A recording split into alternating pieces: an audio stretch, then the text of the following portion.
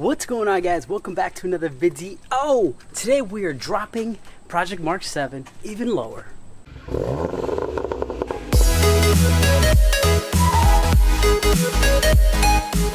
So if you guys didn't believe that you could install coilovers in a driveway with just jack stands and jack and basic hand tools, think again. You definitely can. So you don't need power tools, you don't need any of that funky jazz, no hydraulic jacks, no mechanic shop. You don't need any of that stuff to install some coilovers on your car, especially Project Mark 7, which is not a very difficult job so long as you have the right tools. So I'm doing this on my driveway, as you can tell, all hand tools. I think the most important part of this is having the right tools, so having the right triple squares, having the right socket sets, and all that stuff. I think the only thing that I'm missing is a splitter tool, but I'm going to show you guys what to do when you don't have the splitter tool to disconnect the coupler from the actual shock itself. But I've already done this side. As you can tell, it's all in there, everything's done, everything's all bolted up, tightened down. I wanted to make sure that I knew how to kind of go through the process so that I can show you on the other side. So after taking off the wheel, the next step for me was actually to come in here and take off the bolts that are all the way in there on the transmission. It's very hard to see from down here, but you guys know pretty much, have an idea of what I'm talking about. The passenger side is a little bit more difficult because it is much further in, but if you get a massively, ridiculously long extension like this one, then you guys will be okay. So I'm going to get to loosening up those bolts first, and then we'll get to the rest of what you have to do on the front. Once the 4 bolts are loosened up from the transmission over there, we have a few more to take off. Up top, you have the sway bar bolt, you have the strut bolt itself, and then underneath, I'm going to see if I can get away with not taking these 3 off and just sliding this kind of forward. I'm going to pop this off from here so that this doesn't break, and then let this dangle kind of around, and I'm going to tackle this top bolt here, and then we'll come down to the rest of them. All the bolts are off. Took the sway bar bolt off, that's gone. I took the side bolt from here off, that's the one that holds down the strut. Now we have to get something behind here in this section. I can't really pinpoint it, but right back here, and you can get a spreader tool which is sold online, and it looks like a little socket. The other thing you can use is, and get away with, is a 1/4 inch wrench or an attachment for a 1/2 inch to a 1/4 inch. That's going to fit in the little section, and what you want to do is you want to turn it so that it's at an angle as opposed to completely squared, which allows the actual space to open up, and you can slide the strut up. So I'm going to give that a shot real quick and see how it goes. So as it turned out, I actually ended up having to remove the bottom bolt from here because this thing was not wiggling out. As you can see, I am drenched in sweat. So let's get on this side, see a little bit better lighting. So once you're done pretty much trying to wiggle out the strut from the bottom piece here, you have to come up top, and there are 3 bolts up here. You just have to pull this rubber piece here and then lift up the top, and there should be 3 bolts on the top. And once you loosen up those 3 bolts, then you should have this guy.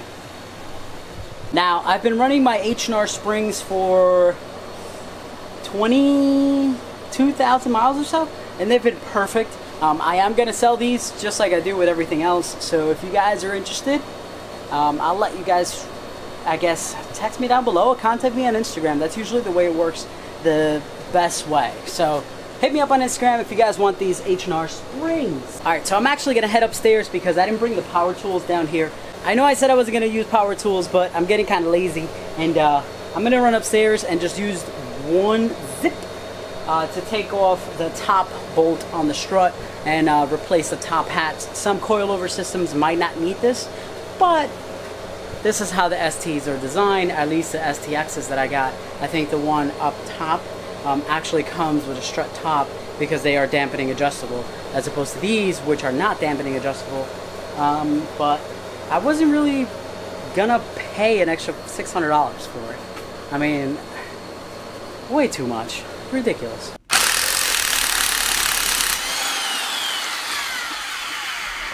So to install these, all you need is the top hat. So we're gonna slap these on the ST coilovers and go back downstairs and install them. Honestly, the hardest part about this, it would be nice to have a friend to help with bringing these things up and tightening the top of bolts. But other than that, so long as you got some mousse glaze, I think you can get it done, honestly, because I'm doing it, so why can't you? So we're gonna split this up into 2 videos because obviously this is extremely time consuming and this video is gonna get really long really quick. So I want to see what the drop in the front is like, but before I can do that, I have to install this part on the other side and finish up the install and drop it and align it and see how low I'm gonna go before I start rubbing.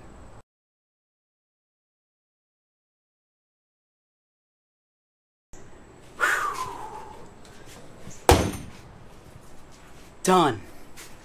It's all done. The front end is done. It looks a lot lower than it did before up front. So I am waiting to see how this kind of settles in and how stiff this ride is in the front and see if I have to come up a little bit. Maybe I'll have to come up a little bit. I'm not sure. But that looks pretty tucked in the front. And my stance is pretty aggressive with the 32 offset. So I definitely don't want it to rub. So I'm a little scared. I left about 3 notches or 3 threads. That's where I sort of set it up. So it's almost at the lowest setting, which is 2 inches. So I'm probably at like 1.9, somewhere around there, or 1.8, which is ½ inch lower than my H&Rs were at 1.3. So definitely got to see what these settle at. So I'm gonna bring up all this stuff to my house upstairs because I have a ton of things just laying around here and I don't want my landlord getting crazy with me. It is super hot. I picked another 90-degree day out. I'm always complaining about 90-degree days, but they always land on my days off. I should probably be at the beach, not working on this darn car. But gotta put out the content for you guys, so here we go. Front definitely looks a lot better. Give you guys a little look. This isn't even all the way down in my car. Excuse the wheels, super dirty. This isn't even all the way down. It could actually go down a little bit further. But if you look, there's much less of a gap. I can tell because I hand measured it yesterday. So that gap looks much better. I can probably go a little bit lower depending on the rebound. But I'm going to wait for it to settle and see how it actually ends up looking. Alright boys and girls, that's going to be it for this video today. Let's walk in the back over here. I think I've had like 3 gallons of water doing this. It's 90 degrees, super humid, and I need to enjoy the rest of my day off without doing car work. That took about 3 hours. It shouldn't have taken that long, but it's my first time doing the coilovers on a GTI, so I could have expected to at least last that long. So if you guys have any mechanical inclination or any idea of what it is to do things, especially by hand without too many power tools, then it should take you around this amount of time. If you're even newer, get a buddy to help you out because this is, it's pretty up there. The rears are easy, but I'm going to leave those for another day. Got to go do some errands, wash the car, do a bunch of different things. See you guys in the next one. Peace out.